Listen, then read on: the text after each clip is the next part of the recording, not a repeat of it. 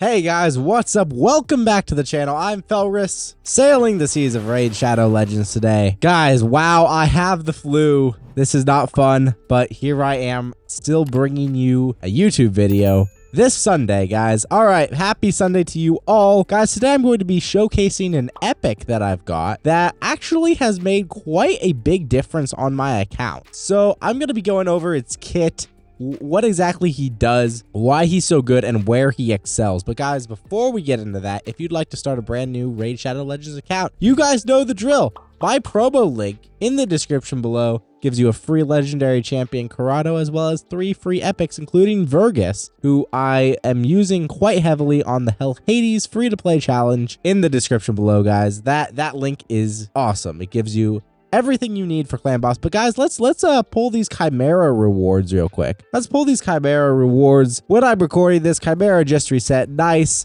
Embry's fragments. We've got 65 of the eyeballs here. We've got this gemstone unstoppable. I have more of those than I care to count. Guys, let's also grab this guardian chest right here. Oh wow, we got a legendary gemstone. This might be my first one of those. Uncontrollable. Wearer gains an additional 30 resistance against enemies attempting to play stun, freeze, sleep, provoke fear, true fear, petrification, or sheep. I'm not sure where I'd use that, but I'm sure it's useful somewhere for someone. Maybe on like a Galathier, right? Guys, what epic exactly am I talking about? It's one that I recently maxed and have absolutely no regrets maxing. And that's from somebody who doesn't build a lot of epics. Guys, it is going to be Criodan the Blue. Now, the reason I wanted to do this video is because everybody talks about how good Mr. Criodan is, but nobody ever really showcases him and nobody ever really shows him in action. So we're going to change that today,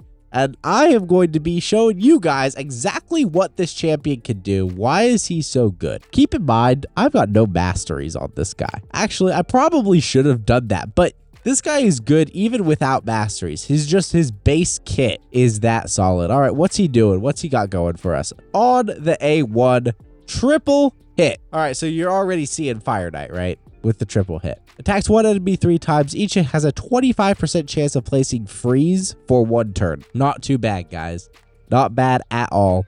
That will book up to a 35% chance of placing freeze for 1 turn. Then on the A2, attacks all enemies 2 times. Once again, Fire Knight. Each hit has a 45% chance, books up to, I believe that's a 65% chance of placing a freeze for 1 turn. So that's good against waves, right? It's good against Fire Knight, hard, all of that good stuff. On the A3 here, places increased speed on all allies for 2 turns. Big version also fills the turn meters of all allies by 15%. Very good, especially in the Fire Knight comp that we are going to be running him in today, guys. This dude legit changed my account ever since I started, like, I actually built him. Didn't have him even fully leveled yet, but he was at 6 stars and everything, and he's already making so many moves. But guys, I really love this passive. Fills this champion's turn meter by 5% for each freeze debuff placed by this champion. When we're at the boss, we're just going to be spamming this A1, which is constantly going to be placing freeze, constantly going to be pushing his turn meter back up. Guys,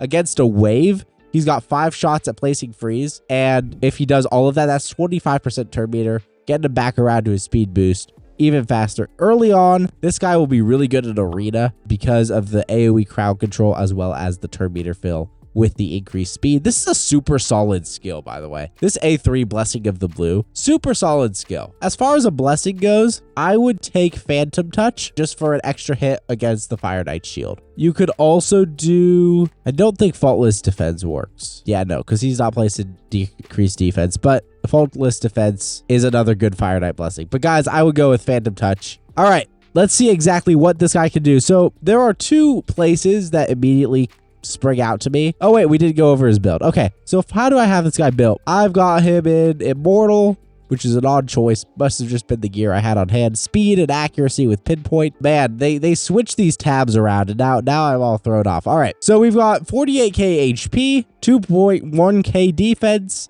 250 speed. Again, that's a little slow, especially if we're talking Fire Knight hard, which is where this guy excels. But we have increased speed, and the team we have him running on is so fast in general, just with so much turn meter fill, it almost doesn't really matter. And then almost 400 accuracy, coming in at 357 there. Not the best build in the world, guys, for our Criodan, but he's only for PvE. We're not using him in PvP or anything, so it's acceptable. So the first place that this guy stands out to me, it's going to be Doom Tower Hard, and it's going to be in this first secret room here. So this is kind of the team I used. Most of those champs are not built right now. There's Ugo, though, so we'll take Ugo. We're going to take Criodan, obviously. We're going to take... Do we have a good damage dealer? I don't know that I have a good epic damage dealer built. Ha! That just shows you guys we don't even have an epic damage dealer built.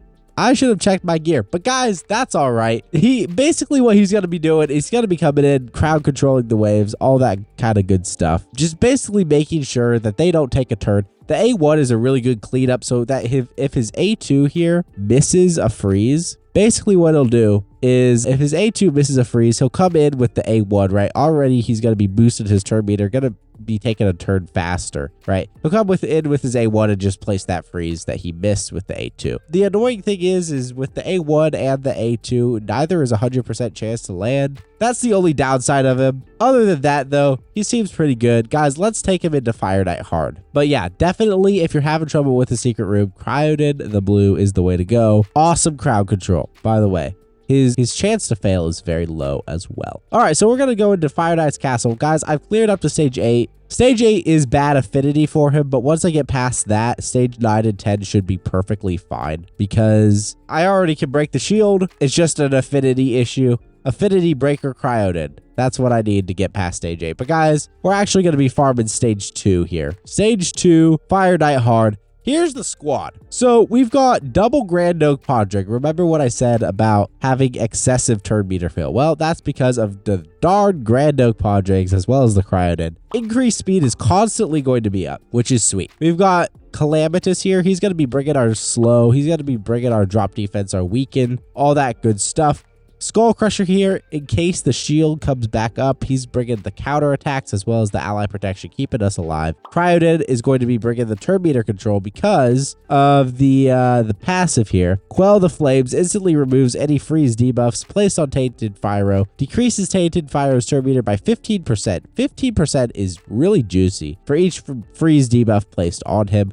One attack destroys the attacker's max HP by 1% per hit if the Divine Shield is currently active. Okay, so here are the presets that we're coming in with. Guys, we are just saving Podrick's ally attack until the very end. Skull Crusher is just going to be doing his thing, I guess. Podrick here, also, second Podrick going to be saving his ally attack till the very end. Calamitous metamorphs, doesn't metamorph back. Although, I don't think it matters at stage 2, but basically, he's going to open with his metamorph, and then he's not going to metamorph back into his second form while we're on the boss. Criodan not going to use anything except his A1 while we're at the boss. That could be changed, obviously, but I find this is the most consistent. Razor Hail is a good move if you're struggling for turn meter control, but I have found this to be the most consistent personally, and then he can just use everything else on the waves. It doesn't really matter. So here we go. Let me show you exactly what he's going to be doing. All right. We go in, we've got Podrick's turn meter boost. Guys, we're basically always going to be taking a turn, except Skull Crusher, because he's way slow. Skull Crusher is so slow, in fact, that I've debated getting him into a different build. So there's the crowd control for the waves, guys. Of course, that's also adding a debuff for Calamitous to scale off of, which is quite nice. So there's the Blessing of the Blue there, and there's Calamitous just absolutely wiping the waves, guys. The downside of that is we have no, like, huge reset skills or anything. There's the freeze coming off of what's his face, Criodan, the guy we're showcasing, the guy who I forgot the name of because I'm sick. There we go. We've got the AoE freeze coming in. Guys, look at how efficient this guy is at placing those freeze debuffs. He's super good, especially with that passive that just boosts his turn meter, and then he's gonna get all the turn meter boosts from the Podrigs and then his own turn meter boost as well. It's absolutely crazy. And I wanted to show you guys him because nobody ever shows him, and I don't know why. Like, why does nobody show how good this dude is? I literally have no idea. I literally have no idea. Everybody says he's good. Nobody shows him, except maybe Ash. I guarantee Ash has showed him at some point. But here we go, guys. If you want to see him in action, see if this guy is worth building, because I'll be honest, I fed my first one. And I almost instantly regretted it. But fortunately, I have this guy. I have him maxed. No danger of feeding him or anything like that. Look at how efficient he is. He's just so cool. There we go. We've got it down to 1. And then there we go. Now we start decreasing the turn meter. And then Calamitous is now going to throw up the decreased speed. There we go. We've got so many ally attacks, counter attacks and everything, as well as turn meter fill, that he's always just going to be spamming that A1. We love to see it, guys. There's that turn meter decrease. Of course, it is the best when he places like 2 or 3 of the freezes in a row. There we go. We've got that turn meter down again. You love to see it, guys. This is what you want to see from a Fire Knight hard champ. You want to see someone who's, there we go, decrease the turn meter by 30%. We place 2 freeze, all that good stuff. Very good. Very, very good. This is an efficient champion. And of course, he's boosting his turn meter, right? So he's got to get back around to his A1 even faster so that he can do more turn meter control. This guy is just insanely good. Of course, this is only stage 2, but you guys are getting the point here. You guys are getting the point. Look at that. We just got another turn meter decrease. And now, the boss isn't even taking a turn, and Criodan is our only turn meter control. This is insane. Do not sleep on this champion. I slept on this champion. I fed this champion.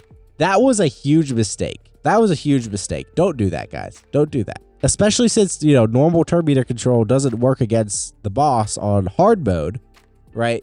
This is one of the most efficient turn meter controllers that you, freeze champions. Freeze and turn meter controller, kind of the same thing. But you get the idea, guys.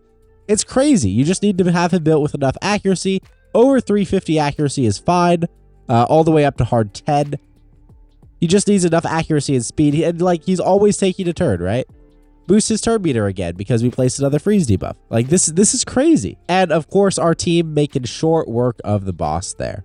That is a 100% clear, guys. Wow. Look at that, guys. Don't mind these wimpy little stats here. Calamitous going in with almost 4 million damage. That's awesome. But yeah, guys. Okay, so if I wanted to do his masteries, what would I do? I'd take him down support, and I'd take him down offense to Giant Slayer because of the triple hit A1. So there's Giant Slayer. I would probably pick up Lore of Steel. Lore of Steel is just too good to miss on most champs. I take up the accuracy, all the accuracy masteries, especially Charged Focus, because increases his accuracy by 20 when he has no skills on cooldown. As long as we're on the boss, the way I have the AI set up, he won't ever have any skills on cooldown. So that's just a free 20 accuracy. I'd grab that. When a debuff cast by this champion is removed or expires, the Fire Knight's passive there is actually removing the freezes instantly to the point where we don't even see the animation. So I think Arcane Celerity is a really good option for this guy. Of course, Lore of Steel, Evil Eye, maybe. Master Hexer, probably not, but probably want to pick up Lasting Gifts here to increase the duration of the increased speeds. And then, of course, Life Drinker. No, you don't want to worry about the increasing the speed of anything or whatever. Methodical, probably. And then you need either Blood Shield, Stoked to Fury. I don't know. Just get Giant Slayer. Go whatever way you want. Offense tree isn't going to be super important for him because he's not going to be killing anyone. So, am I a joke to you? Deals absolutely ridiculously low damage. So just grab Giant Slayer. That's the most important thing. Oh, I totally forgot. I put the Molten Death Bell on him. So where his turn meter increases by 10% when applying Stun, Sleep, Fear, True Fear, Freeze, Provoke, any hard crowd control. Occurs once per turn. So, and then of course I have that +2. So 12% turn meter whenever he places one of those freezes. So stack that with the passive. He's getting 17% turn meter every time he places a freeze. By far, this is the best relic for him. And of course, we've got an extra 39 accuracy coming with that. This is the absolute best relic for him. Okay, and then as far as the gemstone, where it gains 3% turn meter whenever an enemy loses 25% or more HP, cannot gain more than 20% turn meter in a single turn. More turn meter fill. Guys, once again, just getting back around to the freezes in the A1 as fast as humanly possible. So, Molten Death Bell, OP on this champion. I totally forgot I had it on him. Otherwise, I would have showed you that in the beginning of the video. But guys, that is my Criodan build. Once again, Molten Death Bell as my equipped relic. Guys, what did you think? Guys, thank you so much for watching. Hopefully I'll be feeling better soon, guys. Once again, if you want to get like all the updates about the channel and everything, guys, I haven't live streamed for like all week because I've been sick and I've been a bit burned out. So if you want to get all the updates for when those are coming back, because they will be coming back soon, go ahead and join my Discord. Link is in the description below. And if you want to continue to support the channel, please consider subscribing as well. Thank you so much for watching, guys. I've been Felris, and I will see you in another video.